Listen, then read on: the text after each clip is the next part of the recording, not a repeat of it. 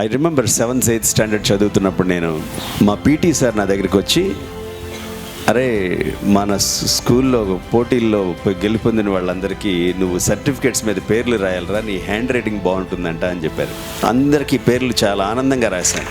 తర్వాత next academic year అంటే 8th academic year అయిపోయిన తర్వాత కొత్త ఆయన ఎవరో వచ్చారు మా స్కూల్కి.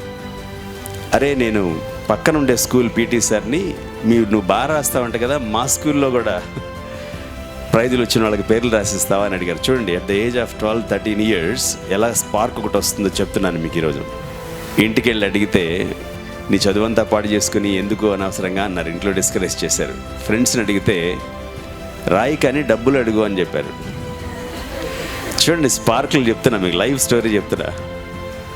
I వాస్డ్ him to give me 20 rupees to right 400 certificates. ఈరోజైతే నేను సుమారుగా 4 లక్షలు ఛార్జ్ చేస్తాను.